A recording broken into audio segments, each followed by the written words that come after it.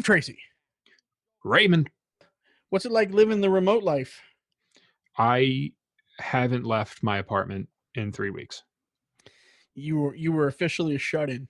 I literally shaved before this podcast. I had a full beard. I haven't had a haircut. I haven't had a haircut since the shutdown. I look like a crazy person.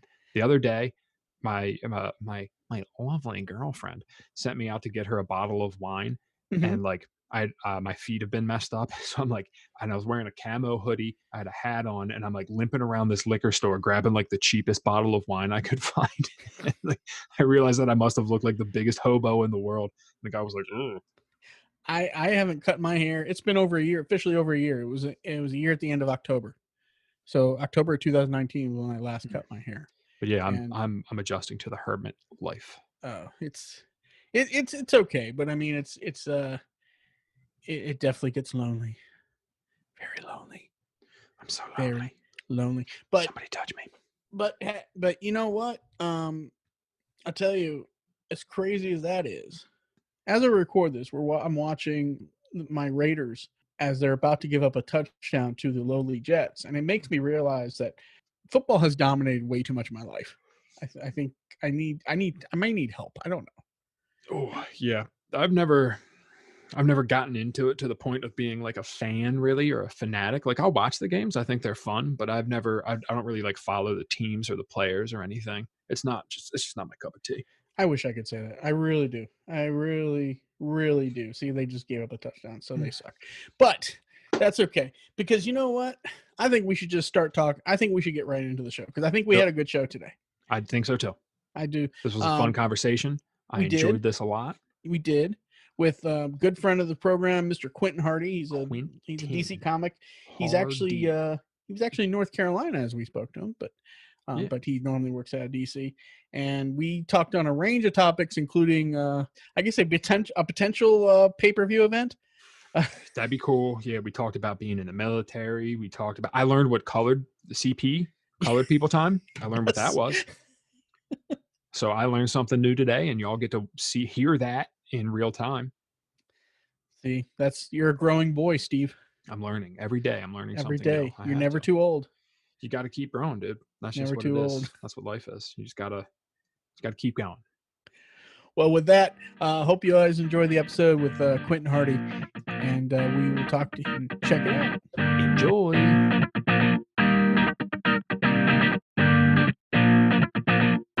Yeah. Is the new job going to accept the porn stash, Steve? Yeah, man. I'm 100% remote, so I don't have to actually see anyone ever. So I just work. I'm literally sitting at my work desk right now.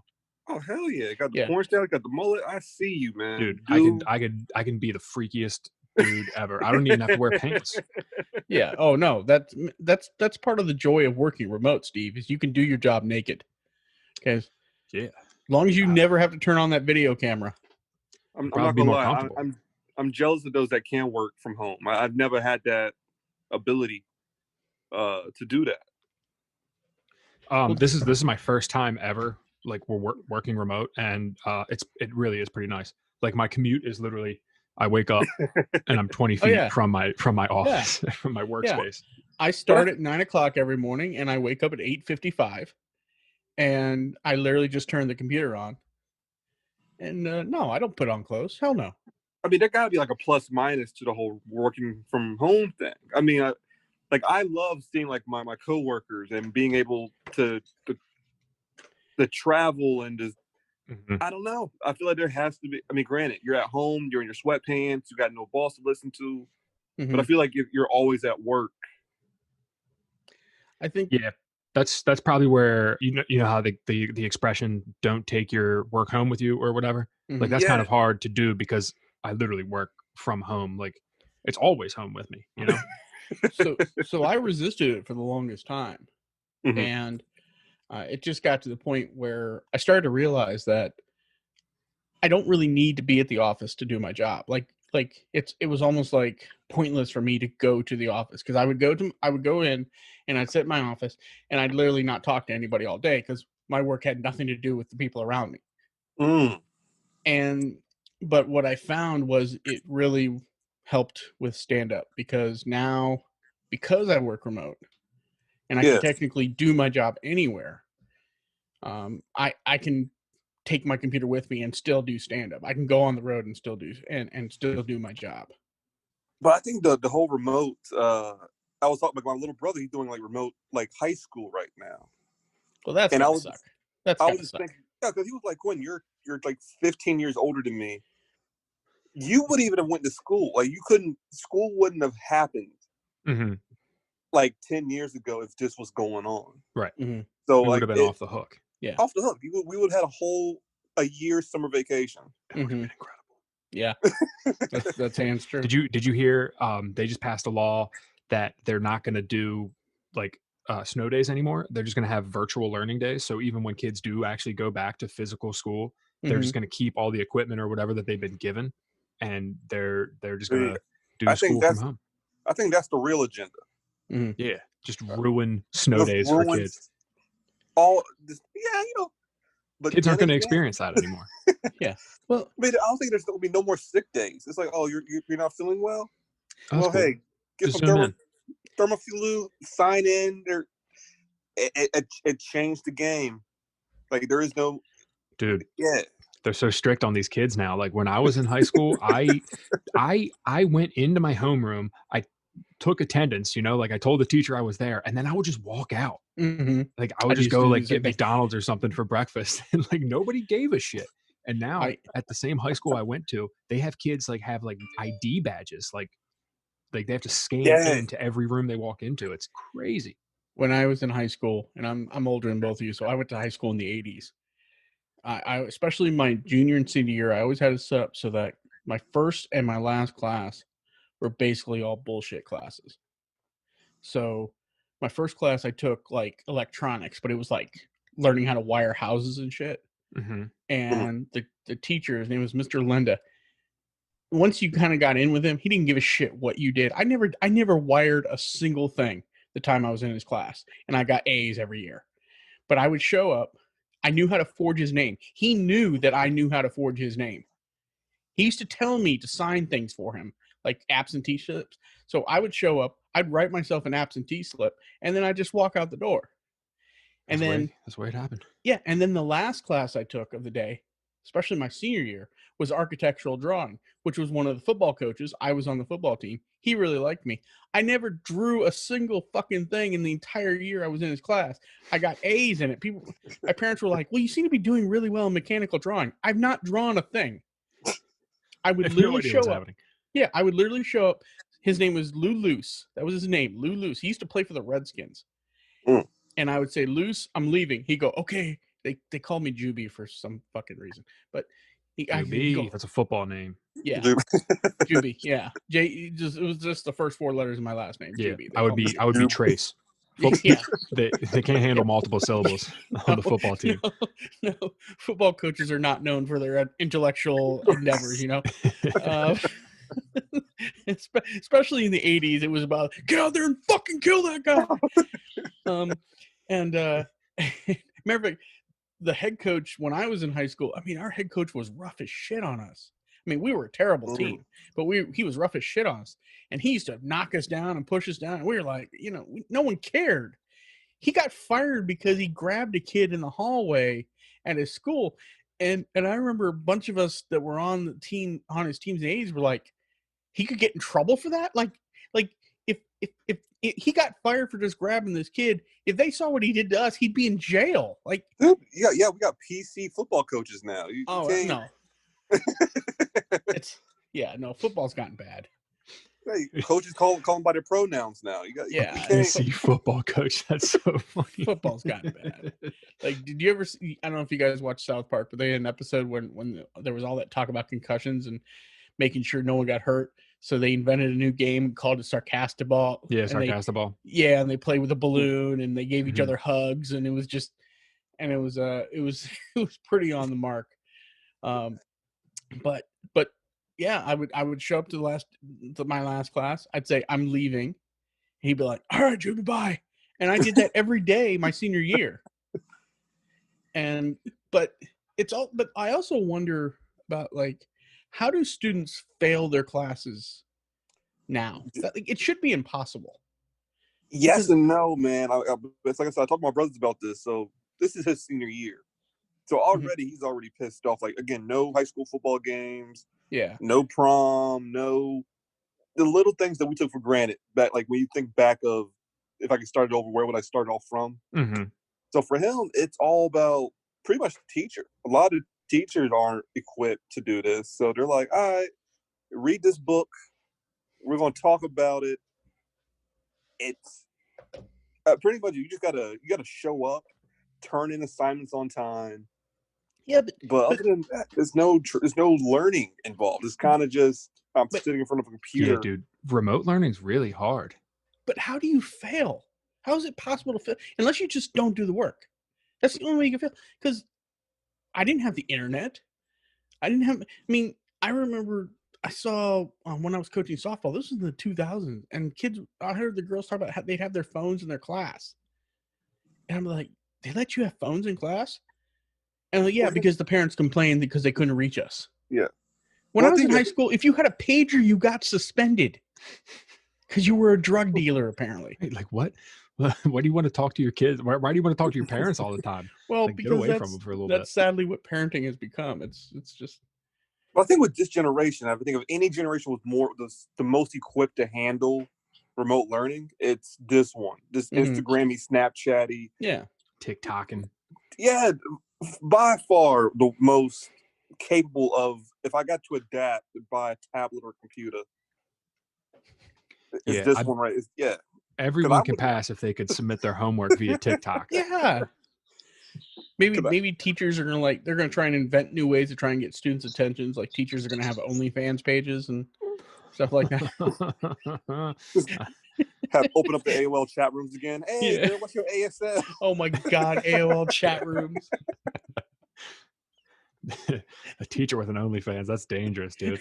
That's the one who got the most money learns the most. Dude, it might behind cut down on, so they can't do anything about it, like. Well, it'll cut down on teachers having sex with students, right? I would think. Nah. It'd probably make it more. Make it easier. Right. Like you can pay $10 to see your teacher naked or whatever. that might give you a couple more ideas than what you had before. So the symmetry of the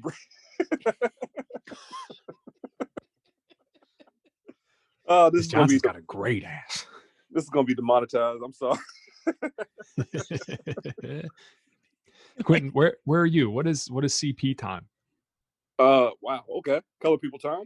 But I was about to say, even I knew that, Steve. Damn. I was like, even I knew it was coming with that. Is that? I was thinking Canadian province. I thought you were in Quebec or something. Trust me, I've seen Canadian racism. I would rather be in America any day. Oh, really? What's Canadian racism like? They're really mean and then they apologize? A little. Honestly, no. They never had their own little civil rights almost. Like they copied us, they mirrored us, but it's still the same. It's still the same. So it pretty much any white English country, the UK, Australia, New Zealand, Canada, no offense, white rules. White was the top dog. Everyone else was you follow the leader almost. Mm-hmm. So at least here, we're not afraid to punch somebody in the face or fuck it up. Up there, they're getting there, but at the time, it's been a slow start. So, but no, I'm in North Carolina though. Yeah. Okay. I've been to Canada a few times. I enjoyed it. Toronto's a party town. Like if you want to party, go to Toronto, man. Oh my God, Toronto and Quebec can be like that too. But Montreal is a beautiful town. But when I went to Iceland, I was really worried. Oh. No, I was really worried. Go if you get a chance, go, dude. It's beautiful there. But Land of Fire and Ice, hell yeah. Yeah, but I was really worried that because their language is really complicated, and I was really worried. Yeah, like that. Well, it's like a bunch of consonants and no vowels in the words. But isn't their capital like a 20-syllable word? No, Reykjavik is pretty. No, but Reykjavik is pretty simple. But like, there are some villages that I saw names that literally had no vowels in them. It was all K's and L's and H's. and and but everybody there spoke English, and quite frankly, they spoke it better than us. When I went to Montreal, I thought it'd be the same way. I was like, yeah, I know they speak French up there, but I'm sure everybody speaks English. No, I ran into more people who didn't know English in Montreal. It was crazy, to the point that it got me in trouble. Well, not so much in trouble. It's just people would. I made one poor attempt at a Starbucks to speak French, and because I tried to. I think I've told this story before. Have I told you the story about going to Starbucks in Montreal, Steve? I don't think so. I don't remember any French coffee. I went Is it different? Well, everything is in French. They use a French press. Well, like when you pull up the drive-through, because I only use drive-throughs, Steve. As Steve has learned about me, like if a Starbucks doesn't have a drive-through, it's dead to me. Like, Ray will go to the next town to find a Starbucks with a drive-through. He has no like when it comes to a Starbucks with a drive-through, like there's no time limit, like that is the mission. We will find a Starbucks with a drive-through. It doesn't matter how far we got to go. Yeah, we're running late, but we got to find a Starbucks with a drive-through. But so I found a Starbucks with a drive-through in Montreal near my hotel, and the board was all in French. And I had been up there 3 days and had constantly had to deal with people who did not speak English. So I see the words and I'm thinking, all I want was a piece of banana bread. And I was like, okay, I'm gonna meet this French Canadian halfway. I'm gonna read to him his language, so he doesn't. So I look at the board. I see French bread, and he comes on. He go, "Oui, Starbucks, blah blah blah," and I go, "Oui, un le penne de banane," and I am like, fucking nailed it. Like I am like, that guy probably thinks I'm French. And there was a pause, and I swear to God, this is the way the guy goes back. He goes, American. That was it. That happens to him 15 times a day. Yeah. And I said, yeah. And he goes back out. And he goes, just say banana bread, man. I sound like the biggest dumbass. Oh. I pull up, and he's just like, yeah, man, don't. He goes, we know you all are dumb. Just here's your. I think he even gave me the banana bread for free. That's how bad he felt for me. He was like, I'm not even going to charge you, dude. Damn, you've got that's how bad you butchered his language. But it was right after Trump had been elected too, so they were all like up in arms about that too. So I ordered a pizza, and the guy talked to me for 20 minutes about Trump. It's like, thanks. I know I have to live there. My first strip club was in Canada. Your first stripper was in Canada? Mm-hmm. Devine Kerr told me the strip clubs in Montreal are supposed to be awesome. I didn't go to a strip club while I was up there, but he said nothing. It beats anything in America. Really? Beats any. Oh, yeah. Nice. Bottomless dancers, right? Yeah, that's what I've heard. A normal thing. It's just they're more open, and especially if you're from America, they just talk to you more. It's a cool thing. It's a cool vibe. Are they like classier? Nah. No.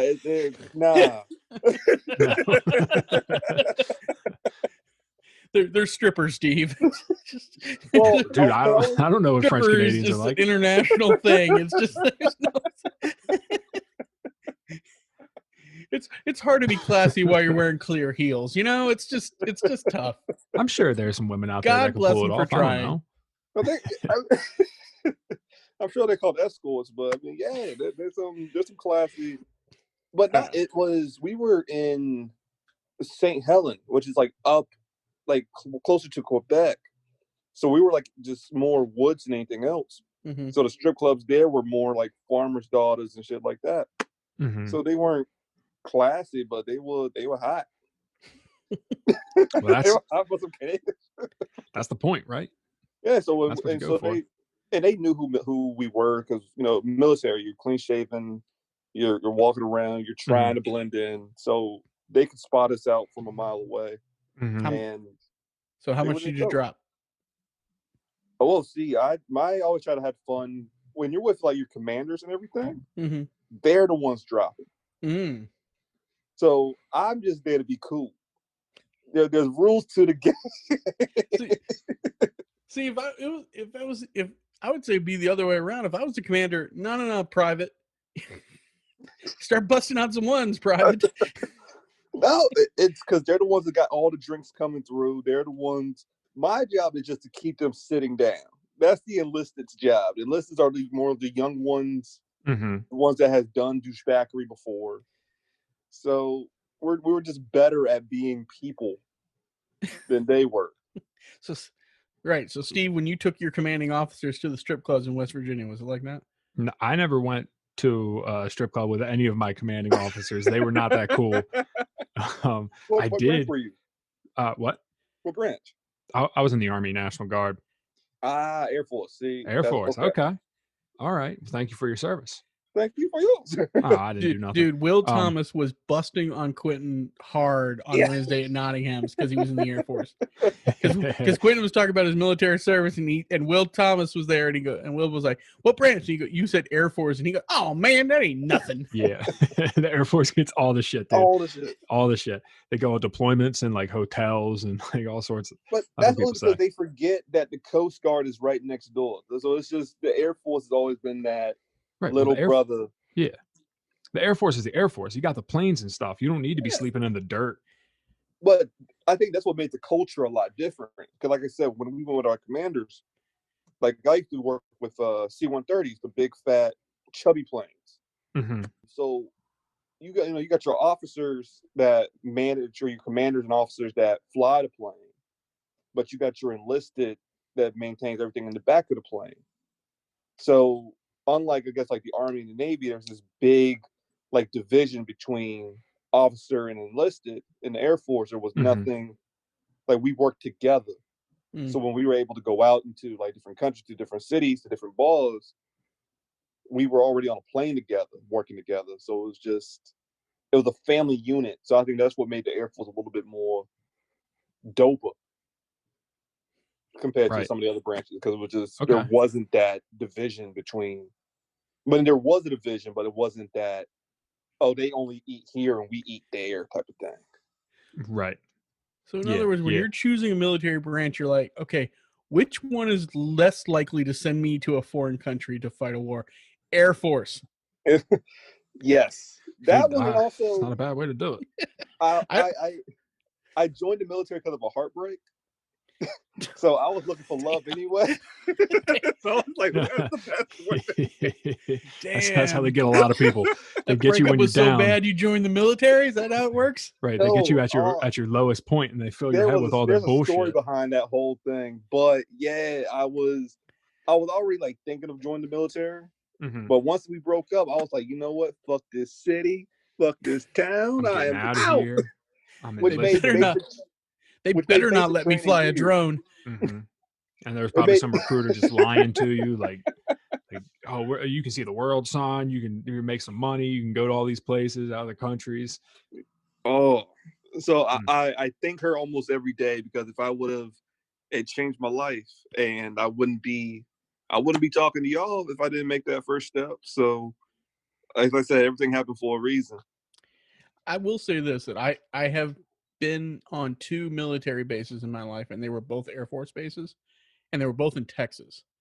One was Reese Air Force Base in Lubbock, Texas, and the other was Randolph Air Force Base near San Antonio, which was massive. But those guys on Randolph lived like kings.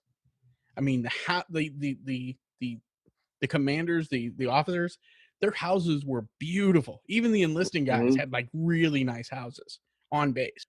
Oh yeah, it's a good setup, man. It's if I told anyone to, like, if you're going to join, how to choose it from, for me, the Air Force was more like a business than a military.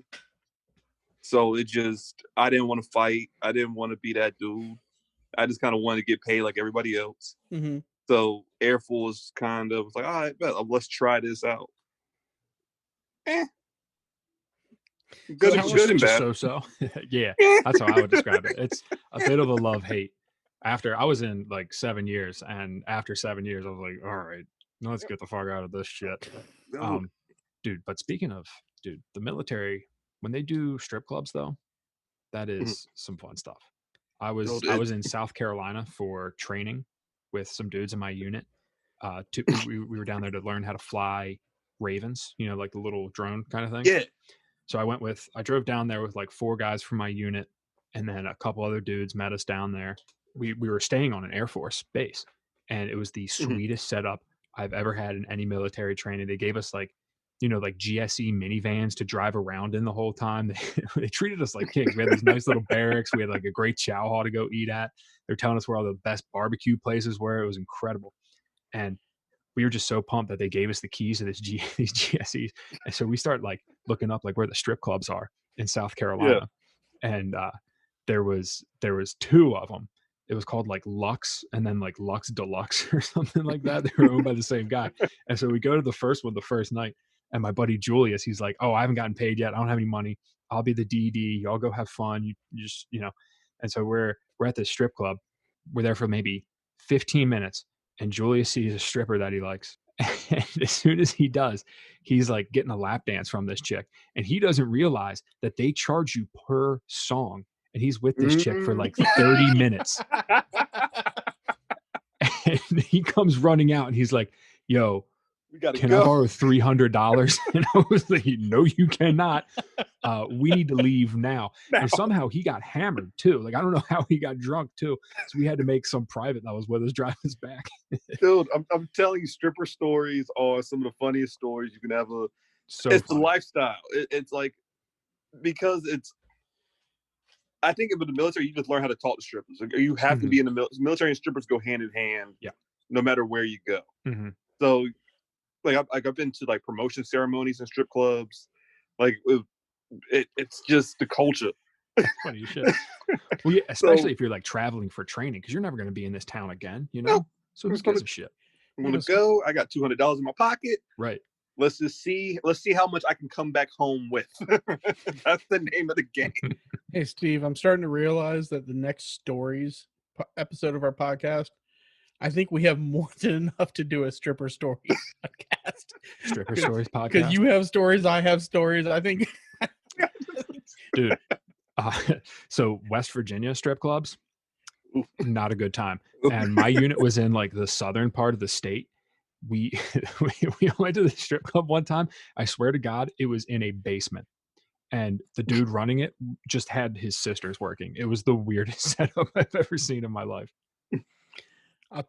I went to one in Myrtle Beach once. Ooh. And I started talking. I was there. This sounds bad. I was there with my best friend, Jimmy. And we were there because I was coaching girls softball and we had a tournament. But I got down there at night early.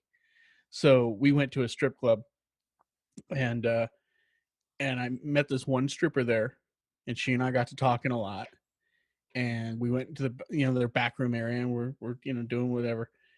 And what's whatever? Well, you know what happens at the back. We need some details, right? Some details. One of us was completely naked, and one of us was halfway. So we were talking, and I actually landed up hooking up with her the next night. I actually went back to her house the next night.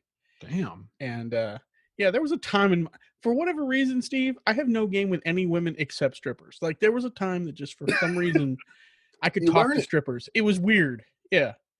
They somehow my bullshit worked there. They always want to make you feel like you got a shot with them. Yeah. That's how they get all your money. 32-year-old Ray had game. It all went downhill from there. But that was the peak. That was the peak. 32 years old. That's where I peaked. But that's the secret, though, man. If you could take that confidence you have in a strip club and use it at any bar, any street level, then you're golden. It's like, how are you? Women dig confidence. My problem is my confidence comes from how, depending on how much alcohol I've consumed at that particular moment.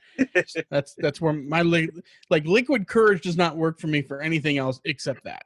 But we were back there and chilling, and then you know how strippers all have fake names, right? Mm-hmm. Sure. So, and I forget what hers was, but I said, "Come on, what's your real name?" And she laughed and she goes, "Okay, but you're not going to believe me." And I said, "Yeah, I'll believe you. What's up?" She goes, "Trevor." What? That's not a girl's name. And I went, "What?" and I go, and then my first thought was, okay, well, at least she's post-op. And, but then she goes, no. She goes, my parents wanted a boy, so they named me Trevor. That's when you got to pull an audible in the birthing room or whatever, you know. Yeah, I mean, you don't have to stick with that decision. Yeah, I mean, especially with a name like Trevor, like that's not a unisex name. There's a lot of names you can get away with. Like I knew a girl named Craig and it was actually kind of cool, but no, girl named Craig. Yeah, but it worked for her for whatever reason. It just worked. But Trevor, there's no going back from that. You can't even feminize. You can't go Trevorita or you go Trev. Trev, yeah. Trev, Vor. Yeah, I don't know. I'm just just doesn't work. Maybe she's from Iceland. No, she was. You know where she was from? She was from Alaska. Oh, yeah, so maybe that's it. It's a cold culture. That's it. It's got to be. Yeah, to like name your daughter a son's name because you wanted a son, and like she's just got to live with that for the rest of her life. I would change my name if I was that kid. I'd legally change my name to something else. So I started calling her by her stripper name for the rest of the time. What was her stripper name? Candy? I don't remember. I want to say it was like Sage or some shit like that. Sage. I'd stick with Trevor. Yeah. Oh. Really?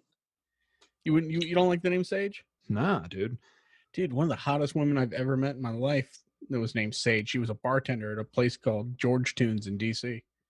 Sage makes me think of like demons because that's what they do in exorcisms. They like burn sage. And they like wave it around the house. So that's what that makes me think of. That's how you get the evil spirits out your created. Right. Yeah, exactly. That's also good for eating. So take that however you want. I believe all right. Okay. All right. Cool. So Steve, you realize we've gone like a podcast and a half and not even talked about comedy. So we really should talk something. What I was thinking, like, do people even know who I am? No. Well, no, we'll actually do an intro. Steve and I will record an intro, so you won't know. We do an intro after the show so we can like, you know, give people a heads up of like what's about to come. This is not a guessing game, right? But Quentin, call in if you know who our guest is. Yeah, but if you didn't listen to our intro, we were talking to Quentin Hardy, our good friend Quentin Hardy, DC comic, or as I like to call Quentin, the guy who must have the greatest 5-minute video of all time because he gets into so many goddamn comedy festivals, it's ridiculous. Like every time I turn around, I'm in this festival. I'm like, what do you do on your video that you keep getting into these like? I mean, and I know it sounds awful. It makes me sound like you're not funny. No, you are funny as hell, but Jesus. Okay, so I guess it all starts back about like how to get on and like again, when I'm only been in the game for like 3 years. I think. Yeah, you and I started right around the same time, and it was hard to break in. It was hard to be a new face in a new scene and be like, hey, I'm somewhat funny. Can I get some time and not get bummed or told to come back next week or whatever? So I took a class. It was called ASAP, the Armed Service Arts Project. Oh, with did you do it with Monica Daly? Yeah, yeah. She was. Yeah, that's my home. Actually, we were both students at the same time. Oh, okay. Monica just happened to do way more with the program than I did. Mm-hmm. But within that program, they gave you a good video at the DC Improv. So I didn't know what to do with this video because no one ever told me, all right, cool, you got a type 5. You have somewhat of a type 5 at a comedy club.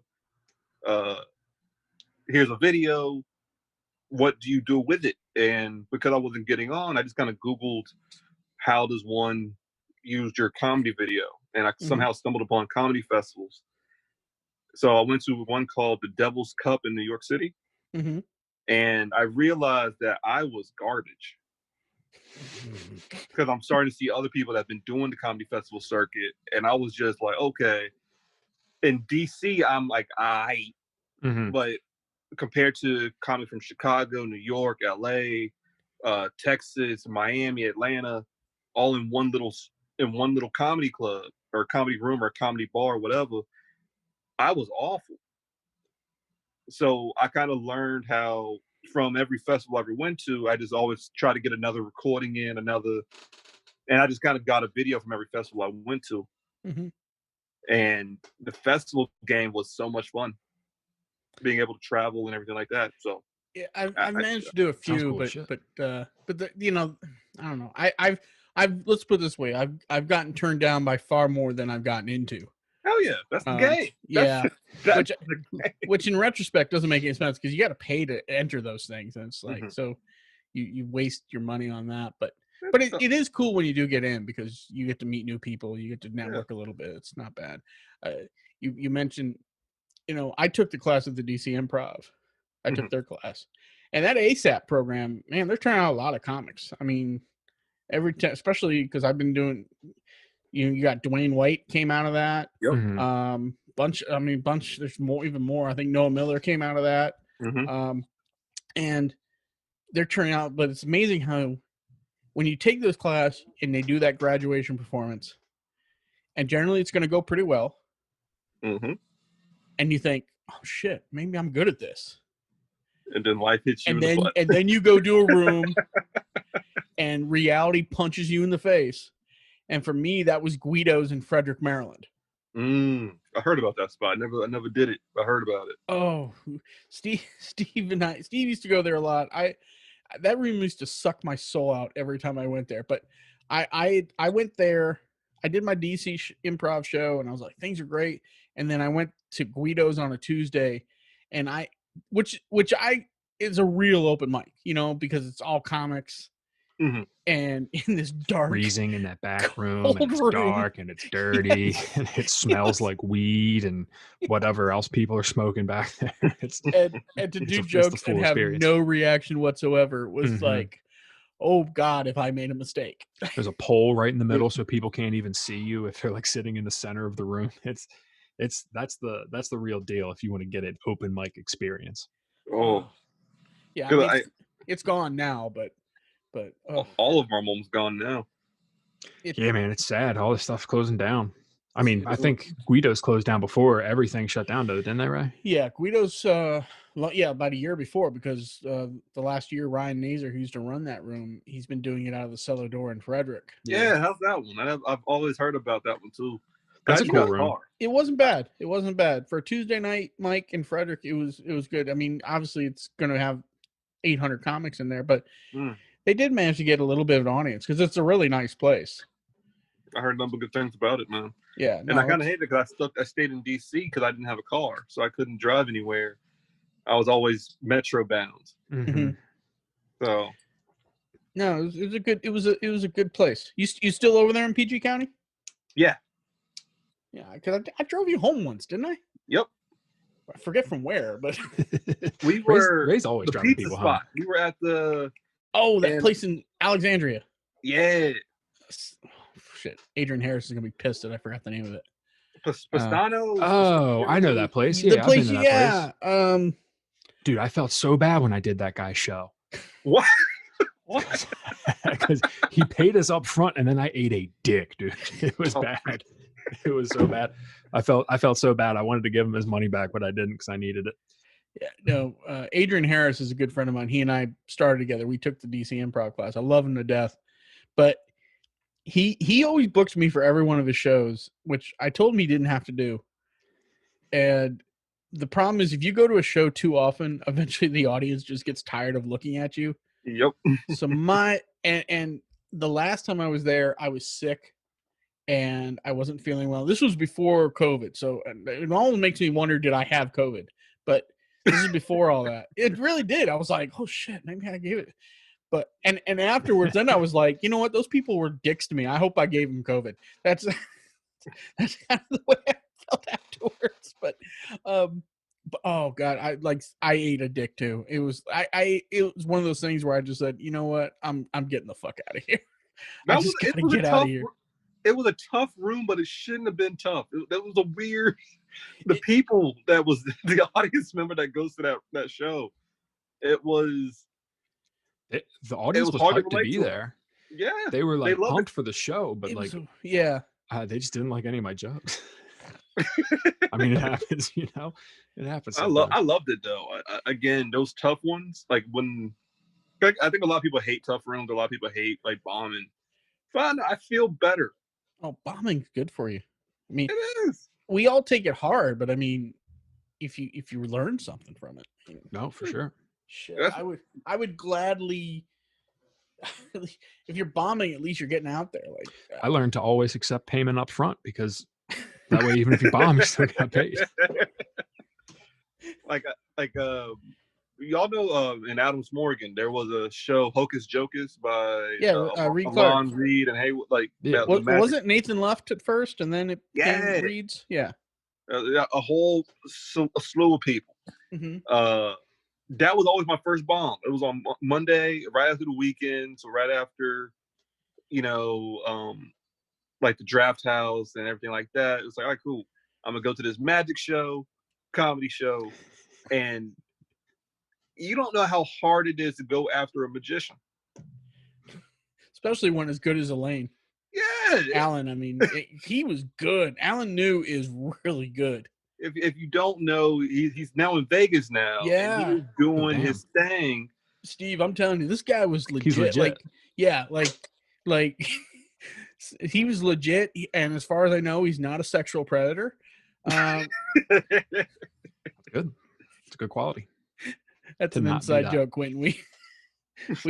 We were introduced to a magician in Ohio that a local celebrity who was also a registered sex offender. So he learned magic in prison, actually. Yeah. That's a true story. That is a true story. It was not Alan New. Alan New is an amazing comic, though. Yeah, man. Don't sue us, Alan. So it I don't know. It kind of taught me how to, like, a lot of times I'll have to go right after, like, Alon, after he done blown people's minds with card tricks. Right. It's like, I got jokes. Voila. And it taught me a lot. So that bombing on a Monday was super important. Mm-hmm. So I could go through Tuesday, Wednesday, Thursday, Friday with, all right, this is as low as I can go. It can't go lower than bombing after a magician. I think it's a benefit to go after, like, a strong performer. Yeah, somebody that has, like, crazy energy, because it teaches you that you got to be the one, like, shifting those gears. You got to control, people's expectations of what's about to happen. Because, Ray, when we did that show at the Moose Lodge, dude. So we did this show that was also half a drag show. Oh my God. And so I had to follow this, like, drag performer, this drag queen. And she was like, I don't know she was, like, running around, like, with feather boas, and, like, people were throwing money at her. And I'm like, all right, you guys ready for some one-liners now? And by the way, Quentin, they didn't tell us there was going to be a drag show in between each set. No, this was at a gay bar in Boonesboro, Maryland, which Boonesboro is, like, one of the most racist parts of the state. And good to know. Steve, I think you can confirm. I think most of us comics took that gig because we couldn't believe there was a gay bar in Boonesboro, Maryland, and we had to see it for ourselves. Yeah. Well, I also took that gig because I was on my way to West Virginia that weekend, and it was on the way. Oh, okay. So that it was a pit stop for me, partially. And they didn't tell us there was going to be a drag show literally in between every comic set. So Steve got lucky because I think you went, like, first, or you were one of the first few comics to go. I was up early. Well, I don't know how lucky that was, but as the person who had to go last, you were very lucky because it was 2 a.m. before I went up, and by that point, everybody had left. It was a nightmare. That happens. Oh my goodness! I think that's the fun part about comedy is just having those experiences. Like I like doing my 9 to 5. I hear what they go through, like, on a random. Oh, how was your week? Nothing as exciting as going to a comedy drag show, and right. Let alone performing at a comedy drag show. Yeah, and, like, I that's why I'm happy to do this. Like, as shitty as this profession is, And I can't wait for life to get better to redo all of this, man. Right. You got to take your lumps, you know? Yeah. It's just fun. That's the cost of being in the arena, you know? You're going to get dirty. You're going to get scraped up. That's just what it is. It's just the people. Well, I get to talk to comics all day. You get to talk shit. Everybody's offering you weed. It's a lot of fun, you know? You know, that's the ironic each other. When we were shut down, that was probably the part I missed the most, was hanging out with comics after the show. Mm-hmm. I think that's something because I mean, we were doing this podcast during that, so it was cool because we were getting to meet people. But I remember one of the first shows I went to, may have been Second Chance. Mm-hmm. It just afterwards, just being able to sit and talk with comics. The outside bullshit. Yeah, you know? Yeah. Yeah, and it was one of those things that, A, I took for granted, but B, was always like my favorite part of going to an open mic or going to a show. Mm-hmm. Yeah. Was like, all right, who's on, like, just knowing who was on the lineup for a show. And you start already, like, just know, like, okay, I don't really know this person. I don't like this person, but I'm cool with that person. Right. We're chilling tonight. Cool. Yeah. And yeah, but you know, it's always the person you can't stand that wants to talk to you, right? It's always that person. Like that's kind of part of the dynamic of talking after a show. Like it's cool because you can talk with the people that you're cool with and you guys are having fun. And then you also talk with the people that are going to sit there and are completely full of shit. And then you have that amazing opportunity after you leave to say, that guy's full of fucking shit. Like and then laugh over that. But because I know for me, I missed the Heaven and Hell spot. There was always a laugh to be had at that place. Yeah, well, I think I've done Heaven and Hell before. Good or bad? You have. You know what? I think I've been there once, and with me and Sam Cobb. Yes, dude. And do you remember what happened that night? The bartender accidentally served somebody like bleach in a drink. Yeah. And then talk about this. he had to like stop serving drinks or whatever that night. Yeah, and then it was all in the news. And then and then that was we ate the Chinese place across the street. Yeah, that was some good Chinese. No, but I haven't been to Heaven and Hell since I told Tom Mango to go fuck himself. So I would never go there if that guy. I mean, not that he would let me go on, but because I have made no secret of the fact that I can't stand the motherfucker. I've heard you mention that guy before. That is Mango? Should be your next podcast. Tom Mango's the guy that runs Heaven and Hell, and he's the one that like 3 shows in a row he fucked me over. He kept bumping me like as I was about to walk on stage. Is Mango his real last name? I don't know. Okay. No one knows. He's a douchebag. It can't be. Like he's the worst comic I've ever seen. He's the worst DC comic ever. Okay? Oh damn! You're just gonna yes shoot those shots right now. Give him that title. Just gonna fire away right now. Okay. All right. I will do roast battle that bitch anytime, any place. Okay. Okay. Because unlike him, I actually know how to write a joke. Oh. Okay. Damn, Ray, you've got some feelings. Yeah. Now, again, I understand it. Like, because I have seen what he's done to other comics and everything like that. However, I just know the dude gave me way more stage time. Listen, the venue is awesome. Than I ever should. The venue's awesome. I mean, and he gets people up there. Although it's kind of funny, they charge all these people all this money. He doesn't pay anybody. But the venue is awesome. For Friday and Saturday night, it's amazing. You can go up there and perform for 50, 60, 70 people. But he's a piece of shit. Hey. You know, and the last I'll tell the story to the day I die. The last time I went there, again, I'm getting ready to walk up stage. I remember Sid Reynolds was hosting that night. And I'm getting ready to walk up on stage because after he bumped me a couple times, this time I'm literally standing, ready to go. And he goes, "Oh, Ryan Ha's going next." So I went, okay. And I went and sat back down. And he starts going off on me. He goes, "It's my show. I determine who goes." I'm like, I said, okay. And he's still going this, and he's walking away, and he's yelling at me. And I said, okay. And as he's walking away, he goes, "You want to talk to me? Come over here and talk to me like a man." So I got up and started walking towards him, and I said, okay. And as I did that, he ran behind the bar and started crying, help me, this guy's going to hurt me. I remember that night. Yeah. Yeah. Damn. And Steve, I never got within 20 feet of him.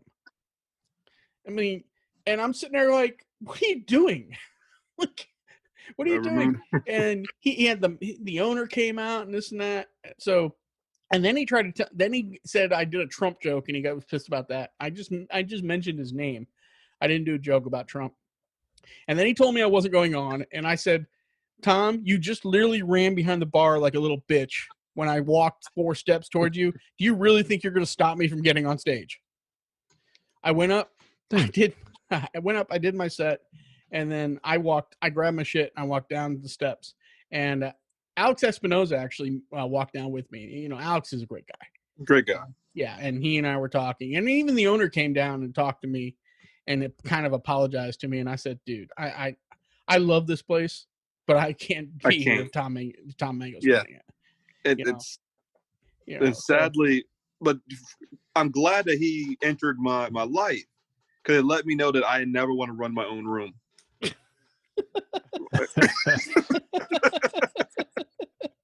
It is tough. It's tough. I mean, dude, because like I just saw how he turned out. You know, like I'm like, because it seemed like way too much for what I want to do in comedy. Mm-hmm. It's stressful. Because comics, like some comics just have egos. Even you're like an open micer though, like you need to chill, like you need to relax.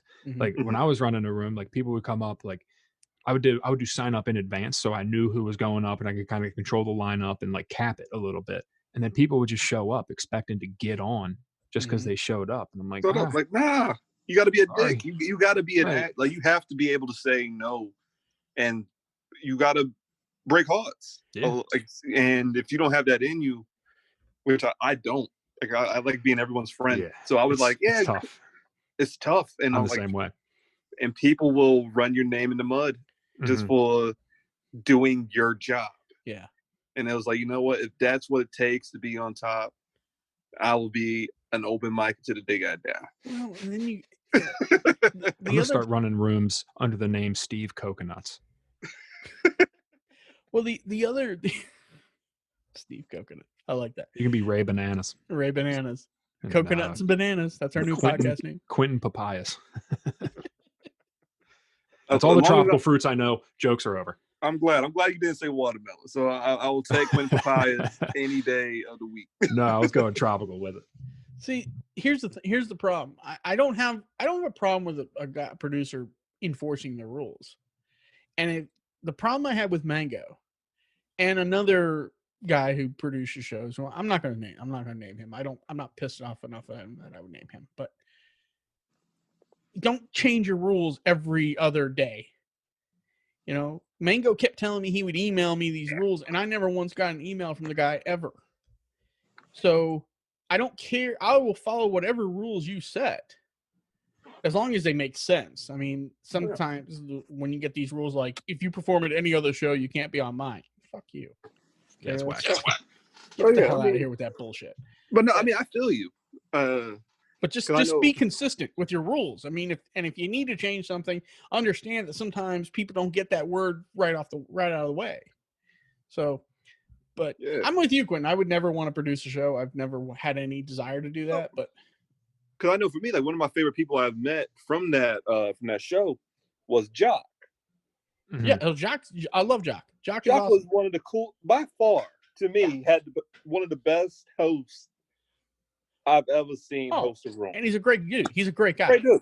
So I would always, like when I left work, I would always come because he would be there at like 5:00 setting up the room by himself. Yeah. Mm-hmm. So I would come through, like, you know, I would help him set up the room, and some days he wouldn't be there. So I'd be setting up the room by myself. Mm-hmm. You know, the TM would come through. Probably act like God. He would see me, and I would still get bumped, even after setting up the entire room, doing the mics, doing the sound check, keeping the owner of the place happy. because they had their own issues. So I was doing a lot of behind work. Never got a dime. Mm-hmm. Never got a thank you. I was like, hey, look, just if I can't get on tonight or just say when I can get on, because I like coming through, because I like talking to comedians. I like being there, smoking and joking. It's just, man, it's what I like to do. But a lot of times he would just say, yeah, you can come on, and then just say no. But I was like, I really just wasted 3 hours, bro. Yeah. Right. Does he still do that thing where he won't let you promote the show online? Oh, I never did. So I tried to once, and he told me, "Oh, can you take it down?" And I go, "Why? I'm just trying to drive people to your show." And he goes, "Dude." Oh, you mean the don't say heaven and hell? Yeah. You gotta say DC comp. No. He wouldn't even let me do that. He would say, "People be jealous." Huh? That was his reasoning. People be jealous. Well, as much as I love Tom Mango, I hate to talk about him the entire time. So not me, Quentin. Not me, Quentin. What do you have coming up, Quentin? You got any festivals or not nothing, man. Nothing. Like Everything this whole shut down again, man. Everything shut down. Can I also state those opinions were mine, not Quentin Hardy's opinions. I think that's what his concern was there for a second. Yeah. I, Ray Ubla, that was all my opinions. Okay. We'll do a disclosure and disclaimer in the intro. Quentin Hardy does not agree with almost everything I say. Are singularly his own and not a representation of what the Two Joke Minimum podcast is all about. Well, I'm not going to go that far, dude. Yeah, I didn't know that much beef. I didn't know that much tension between. No, listen. I'm happy there's a place where comics can go perform on Friday and Saturday night. Yeah. I just don't think he's a good person. That's all. I feel you, but have you ever thought? So I don't think shit, Quentin. God damn it. No, I'm kidding. Well, no, because I'm always trying to be like, the bury the hatchet type of dude. Have you ever thought about have you ever thought about bringing them on your podcast to squash the shit? That could be cool. All right, that was Quentin Hardy, everybody. Let's move on. No. Dude, why not? We'll have him on. You two can beef it out, and I'll moderate. I tell you what. If you want to, I tell you what, Quentin, you want to come back on, you invite him, and you come on, and I will have it out with him on the air. I will totally do that. Yes, that would be awesome. You and Steve can referee. If he's willing to bring his ass on the podcast, I will gladly talk to him. Like I said, I don't talk to him. Like I don't have his no. I only knew him from the venue, so I don't know the dude from a can of paint. It's got to be easy to find. How many mangoes can there be in DC? Look them up in the phone book right now. Don't let that just fester in your spirit, big bro. Nah, it's all good. It makes for a good podcast. I like the idea of that though. I think that'd be cool. Because that'd be hilarious. That'd be great for ratings. Come on, Ray. Let's drive these numbers up before the new year. All right, let's do it. We'll do that. That'll be our first pay-per-view. Oh, yeah, that's true. We could put it on Patreon, or we could start an OnlyFans. Oh, there you go. Just like all the teachers now. Yeah. It's crazy how the OnlyFans phenomenon has just skyrocketed. It's insane. Like people will some people are getting hurt by it. Like they realize there's no money involved. Because I have girls on my Facebook right now. Like just on my little time. Like the fact that you have to advertise it like every day. Like I got to know that you're selling titties. Right. Thank you, Samantha. I've known you since middle school. I'm glad to know that this is how you got to. You're. So like a lot of people, they ain't making no money out of it. But if you don't got no following, well, so I don't know. I feel like it's gotta be hard to have it's gotta be hard to have a following when there's 8 billion people on OnlyFans doing the same thing. Right. You know? Exactly. There's so much competition. It's got to be tough to keep people subscribe to you. Like they might subscribe to you for a month or something, and then they got to go somewhere else. Yeah. So it's. Yeah. I mean, I want to know: is it that much better than all the free ones? Like, I wish I knew someone that has it so I can ask them that question. Like, what is is it just the girl next door feeling? Like, what is it that makes you want to pay money. Yeah, I don't know. It's a weird thing, but people are buying it. Well, I mean, people have been paying for porn for forever too. Even if there is free stuff, you can always go premium. Mm-hmm. Yeah, but it's professionals. That's true. Well, sometimes I don't know. Maybe sometimes people just want to see an amateur, see some stuff nobody else can get for free. Yeah, I think people sometimes don't want to see professionals because it's all over. They consider that overdone. Yeah, and there's all these crazy plots and stuff. Like family swap and all that weird shit. I'm surprised. I met a woman who does OnlyFans in Hagerstown, but she was telling me she makes like $2,000 a month, which is great, but not as your solo job. I mean, you can't live off $2,000 a month. But I am surprised though. I really thought I would have saw like an OnlyFans comedy show by now. I haven't. So I'm happy that hasn't crossed yet.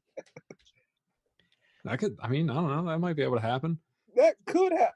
That could definitely happen. Let me tell you something. I guarantee you, and I don't know this for a fact, but I guarantee you, there's probably comics we know that have OnlyFans pages. I would not be shocked. I wouldn't be shocked. I mean, I don't know. Again, I don't have any source of that, but I mean, shit. Because any woman, I wouldn't be. If any woman doesn't have one, it's like, do you not believe in yourself?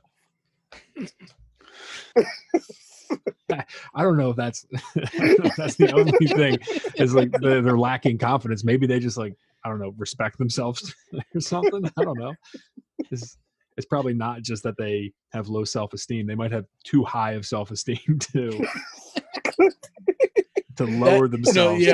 Steve, there you go. Because I'm willing to bet there's some people who are on OnlyFans that really shouldn't be. Oh yeah, really shouldn't be. Yeah, there's probably people that are on there and they think they're like up here, like they're way overcharging for what they're selling or whatever. And then there's people that are lowballing themselves, I'm sure. That's where you need your OnlyFans agent to kind of set your price. I think you just created a whole new job market, Ray. I'm telling you. OnlyFans agents. OnlyFans agents, man. Let me manage your account. All right. I get to see all the content first. I'll tell you when to put it out. We'll make a killing. Like I go to high school. I'm scouting the best in the country. It's like college recruiting. You're standing at the door during graduation, shaking hands, handing out cards. But that's the thing. I mean, with all this online learning and everything, like I can see that being the new. I mean, if you would have told me that there's a possibility instead of going to a strip club or something like that, I could be making $2,000 a month in the comfort of my own bed. Right. At 18. Yeah. Yeah. Sign me up. I'm already on Instagram and Snapchat. If you're a college student, I mean, that's one angle. If you're a college student, $2,000 a month is pretty damn good. Yeah. For sure. I'll take that. Yeah. It takes you 5 minutes a day. Yeah. So like I see nothing but like greatness out of it. But I'm a dude, so I can't use it. So it's You know what I always thought was stupid is when people like you see these women, they sell like their used panties. Mm-hmm. Like, they're just buying a bunch of bulk shit and just they've never worn them once. They just send them out in the mail, right? Like how do you verify they've been used? Yeah, well, what qualifies used? Exactly. It's not like there's somebody out there certifying them. I heard somewhere that it always blows my mind because like back in the day there was always like the running gag. I bet I wouldn't even pay for your bath. I would drink your bath water, something like that. Yeah. There's someone that actually sold her bath water for money. For sure, dude. There's so many lonely dudes out there that'll pay. That's just sad. Anything female. That's just so sad. So that's the part where I'm always trying to figure out is how did you get to that level? Like what is the cybernetic online thing that creates that loneliness to do those things? So probably just being by yourself all the time and not having anybody to talk to, and you're just alone with your own thoughts. You get a little kooky.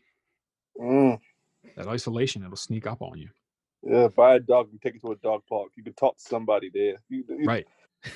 Right. Get a dog, go for a walk, say hi to a neighbor, go help an old person. There's all sorts of things you could do.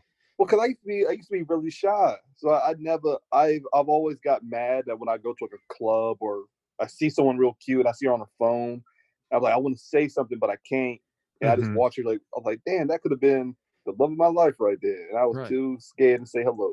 Right. So now I just say hello to everybody. Be bold. Yeah, that's the way to do it. Fuck it. What's up? How you doing? What's going on? And you'd be surprised how many people don't get hello that in life. They get DM, but they don't get hello. I see it every time I look in the mirror. That's why I'm thankful for this podcast. Is helps me talk to some people. Well, this podcast, I barely left this basement in like a month. Staring at these computer screens. Jesus, that's what it feels like. That's true. Mm. So how are we doing time-wise, Steve? We're actually about up on time. Yeah, so, I actually got to go because I got to watch my Oakland Raiders lose. I'm sorry, Las Vegas Raiders. Yeah, big day. You guys want to see my impression of me watching a Raiders game? Here it is. Is it just you yelling? You suck! You suck! You suck! And that's them winning. So, can you do an impression of yourself? Didn't I just do that? Yeah, but I feel like you might have just violated some law. Oh, I could sue myself. One day I'm going to go to the black hole of death with a 49ers jersey on, and I'm going to be happy. Oh, you're going to get raped. You don't want to do that. You could get away with it now because there's no fans in the stadium, so you could probably do that now. That's why I'm working on my charisma right now. I'm going to try to talk my way into watching a full game without getting bullied in a 49ers jersey. So Quentin, I know we asked, but do you have anything going on or coming up? Nah, man. Just living life. Just living life. Just find Quentin where he is. You can't find him online. You got to go out to the real shit. I do have a show coming up. I have on December 31st. I will be at the Ugly Mug. This is a Moo Cuzzo show. New Year. Patrice O'Neal. That would be a neat trick if he was there. Patrice DeVoe. Anthony Oakes, Alex Starr. We're all going to be on that show. Oh, that'd be a great show. Yeah, 7 to 9 at the Ugly Mug in Southeast? Southeast DC, yeah. Southeast DC. Really good venue upstairs. A really awesome place. And that's what I got coming up. And then supposedly, I'm not really promoting it, but supposedly I'm on a show at Ram's Head in Annapolis in January. But I don't. Yeah, that's Leo's show. But yeah, that's cool. I don't know who else is on it or whether it's still a go or not. But that's what I'm scheduled. It might be cleared up by January. Be nice. I got a vaccine coming out, man. It will be nice. Vaccine. Let's hope. It'll fly off the shelves. I want to. We got ex-presidents willing to take it, which means nothing. But Quentin, thanks for coming on, man. It's a lot of fun. Man, appreciate you, bro. Thank y'all for making me wake up this early. This is the first thing I've done this morning. I can now take me a shower. Oh, and by the way, Steve, I did shame him. because when he was supposed to be on a couple weeks ago, and then when I saw him on Wednesday, I was like, dude, why didn't you respond to my text? And he goes, oh man, I forgot. And so I did shame him into this. So yes. Perfect. That's a great way to get guests. Yeah, that's how we get all our guests. But again, I missed you guys, and I was I love talking bullshit. So it's the best, man. We appreciate you, man. Thanks for coming on. Of course, man. Thank you for having me on, man. Y'all have a good night or a good day. You too. Take care. And, enjoy, guys. Everybody. This is Steve. That's another one in the can. Yes, sir. All right. For the 2 Joke Minimum, we are out. Bye. Bye. Thank you for listening to the 2 Joke Minimum podcast. Don't forget to like, share, and subscribe.